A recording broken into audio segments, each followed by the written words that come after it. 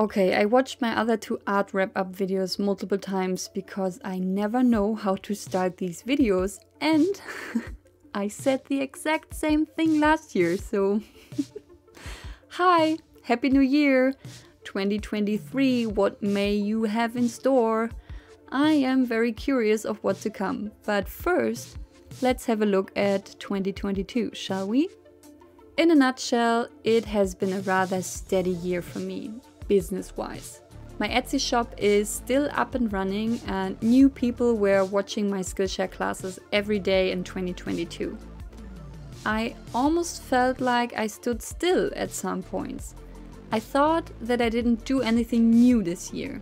I didn't take any risks, I didn't learn anything, but holy cow, was I wrong. Looking back now, 2022 might have been the most successful year in my art career so far. Not in regards of earning money or going viral on social media or anything like that, but in leveling up my skills.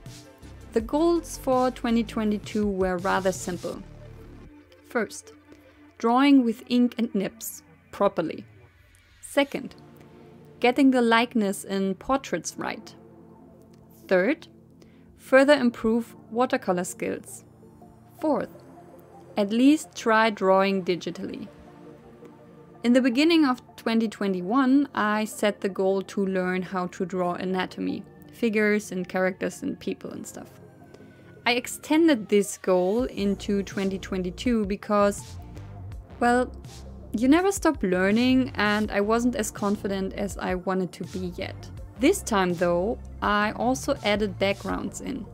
I wanted to tell stories with my drawings, and to do this I had to put the characters I drew in a convincing environment.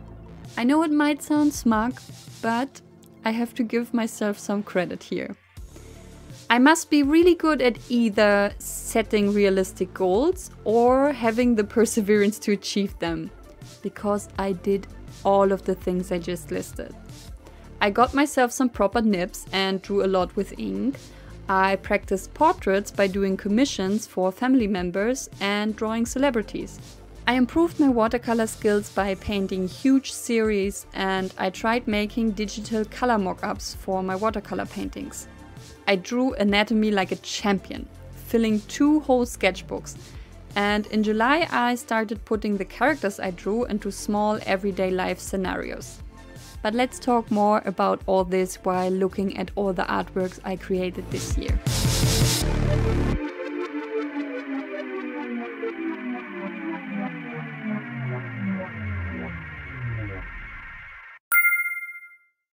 I started the year with a rather unusual commission for an Animal Crossing New Horizon portrait for my friend Sandra. Then I did 2 repaintings of my water series for my new Skillshare class. Watercolors and ink, mastering wet mediums through playing and observing. And I finally started painting the Haikyuu and D&D crossover fan arts that I had started sketching almost a year ago, with Hinata as a monk and Kageyama as a wizard. In February, I finally got myself some proper nibs to draw with ink. I only ever had the cheap ones you can get in a craft store and blamed my left-handedness for my previous failures. But no, the nibs made the difference. So I created this huge insect collage inspired by my January Bujo setup, where I had tested the nibs for the first time. This was so much fun that I fell into a rabbit hole and planned out 4 more and drew 2 of these botanical collages, mushrooms and meadow flowers. I also finished Tsuki as a ranger that month.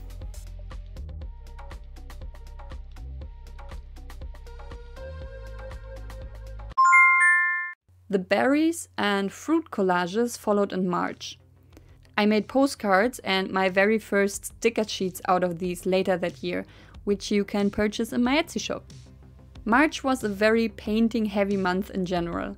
I finished 3 more Haikyuu characters, Yamaguchi as a sorcerer, Nishinoya as a paladin, and Tanaka as a barbarian. And then I finally picked up my Zodiac Crystal series I had started in 2021. I finished all 8 signs that were left because I wanted to make postcards out of them too and include them in my next shop update, which I had planned in April. As painting heavy as March was, April turned out to be the complete opposite. I had gotten the invitation to create another Skillshare class for the official launch in Germany, and I accepted the offer. Working under a time crunch to get the class ready, I painted this postcard, not only to accompany my postcard video, but also for the new class, which was in fact about these postcard videos. Surprisingly enough, I still managed to paint Yachi as a bard and Asahi as a druid as well.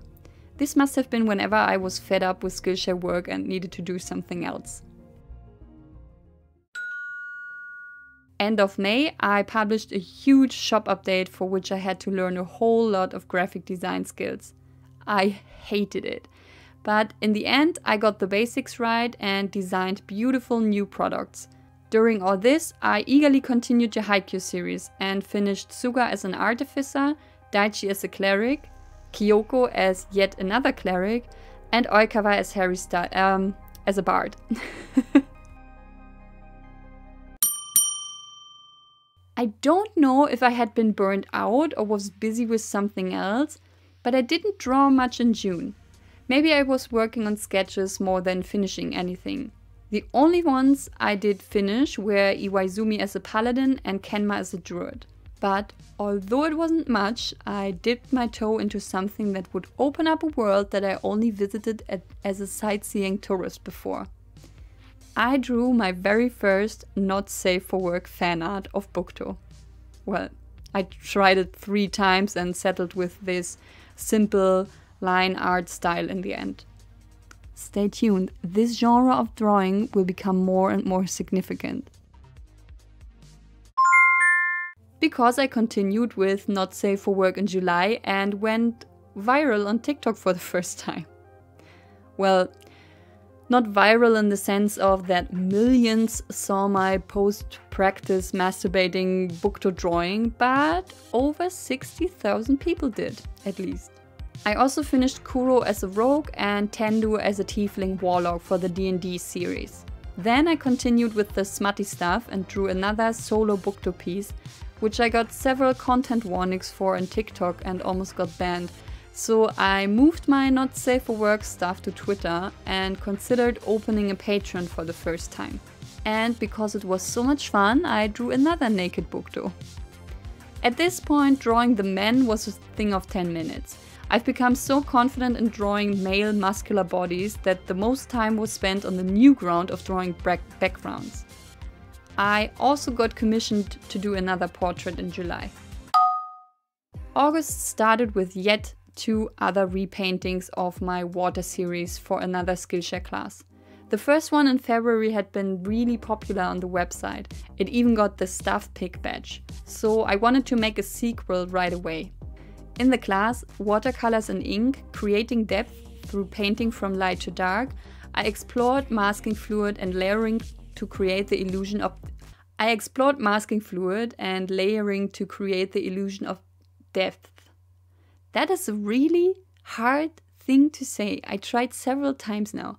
I explored masking fluid and layering to create the illusion of depth with my students. Okay.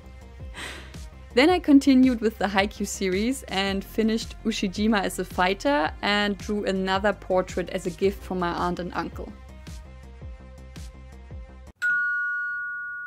Working on yet another huge Etsy update, I didn't have much time to paint in September, since I spent all of it figuring out how to properly digitize my artwork, because I finally wanted to offer digital downloads in my shop. I wanted to include my Haikyuu paintings too, so I had to finish Akashi as a cleric and Bukto as a barbarian for sure. Spoiler at this point, I wasted a lot of time preparing the prints, photographing and making the listings because Crunchyroll removed all fan art products from Etsy in a big copyright purge later in October. Which they obviously have the right to do, but yeah, still super annoying. September flew by, and before I knew what was happening, I sat down to plan Inktober the day before it started. And here I was, already burned out from September's efforts, but still highly motivated to pump out 31 drawings in 31 days. I think the idea of Not Safe for Work Inktober came to me in August when I was high on drawing dicks. So I made a commitment video on TikTok and couldn't get out of it anymore.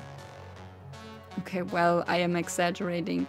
I could have just stopped and only 3 people would have cared, but I can be very stubborn. So yes, I did it. I drew not 31, but 33.5, counting the little Bukto nosebleed doodle, pieces in total in the month of October. Due to the delay of my shop update in September, I hadn't had time to get a head start, so I drew every piece the day before and often just finished it on the day it was due. I did what I was unfamiliar with before. Backgrounds and very explicit scenes with dynamic poses that had to come across right so it wouldn't get weird. I stepped up my own drawing game by an insane amount, and additionally to that, I set up a Patreon for my Not Safe for Work art. This means I did the research, designed the page, and prepared all the posts alongside the stress of getting a drawing done every day. I'm not complaining here, don't get me wrong. No one forced me to do this, I just wanted to give some perspective on how much I sometimes push myself, because it backfired. In the last week of October, I got really sick. It turned out to be nothing wrong physically, although I was in pain. I couldn't sleep, I couldn't eat, and all I did was drawing and slowly turning into a desk goblin. Yes, I completed Inktober. I improved my skills rapidly. But I won't do this challenge again. It's just not worth the ache. You can find all the pieces uncensored as well as a detailed Inktober wrap-up blog post and video on my Patreon, which I will link down below. I would love to see you there, it's a fun place. Since Inktober had knocked me out cold, I didn't stress anything in November. But after a week I got the itch to draw again. A lot of my motivation and the best ideas I had this year came from my TikTok live streams, by the way, in which I mostly sketched random dudes. So it happened that I came up with a short, long-distance Eva Oi comic, which made a great Patreon reward for November and didn't let my creative juices dry out. My Uncle Bukto fan art started as a live stream sketch too. This might be my favorite piece of the year. It's rather simple, but it basically unites all my art goals for 2022. After finishing the sketch of this, I had a small epiphany. I realized that I had accomplished what I set out for when I started pursuing my art career back in 2018. I finally could draw people in a situation and tell a story. And the best thing is that I knew that it wasn't just a fluke like I had so many before. I knew that I could finally recreate this level over and over again. Thanks to my hard-working husband, who pays for rent and food, I could continue to rest in December. My mom commissioned me with yet another portrait of a family member. She really is my most faithful customer. And I also had the urge to play around with inks again. But before that, I had to fulfill the Patreon rewards for December. Back in November, after 15 years of not doing it, I rediscovered my love for creative writing and had written a haiku fanfiction about Tanaka and Kyoko. So I figured it would be appropriate to draw the two of them being domestic and hot as fuck. Then I painted these holo rainbow-inspired postcard motifs, which took me some time and a few tries to figure out, but it felt really freeing to play around without much of a plan. I thought that these would be the last pieces of the year. But another TikTok livestream made me do another Bukto fan art for Christmas. And to top off this crazy year of drawing dicks, I made a Daichi piece for his birthday on the 31st of December. Yeah, this concludes all artworks I did in 2022. So let's look at some stats, shall we? I drew/painted and now savor this slowly, 90 fucking traditional pieces this year. 90 pieces. 44 of which I painted in watercolors and ink, and 46 were black and white line art only. I started the Haikyuu and D&D crossover series and finished the red ink collages, the zodiac crystals, Inktober, and the holo ink series. I posted 110 times on Instagram, published 239 TikToks, and sent 224 tweets. As I had announced in the wrap-up video of 2021, I wanted to step back from YouTube, so I only uploaded 8 videos here. 3 of them being more or less promotion for the 3 Skillshare classes I produced and published this year. I also added 45 new products to my Etsy shop and opened a Patreon page, which counts 9 members at the moment. Oh yeah, what a year! I can be proud of myself. I achieved my goals and learned a lot, but what comes next? Well, I have to admit that I don't have super fleshed out goals this year. I'm just glad that the things that I set up over the last 2 years are on a base level and ready to get improved. The only business goal I have is to finally get my website ready to represent me and my fields of profession decently, and to get at least 1 client in board games and 1 client in publishing. Art-wise, I will continue drawing fan art, headcanons, and not safe for work artworks. And yeah, I just want to get better, even more confident and quicker in my workflow. I'm also thinking about creating my first original character. The importance of social media for my art has shifted a whole lot this year. I went from posting regularly on YouTube and Instagram with getting little to no engagement to going viral on TikTok and building a decent audience there, as well as on Twitter. In 2023, I still won't treat it as a big part of my job though. Social media is all fun and helpful to some extent, especially with bringing people to my shop, classes and Patreon as of lately. But I experienced way more frustration than accomplishment through it, so I stay careful and try not to get sucked into the vicious cycle of numbers and algorithms.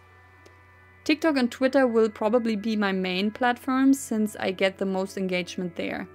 Instagram feels kinda stale and dying, so I won't post there regularly. To be completely honest, I only use it to stay in contact with some mutuals and to post outfit photos on my private account. However, YouTube stepped up on my list again. I really missed making my little vlogs, and I think it's so sad that I didn't record as much as I did the other years.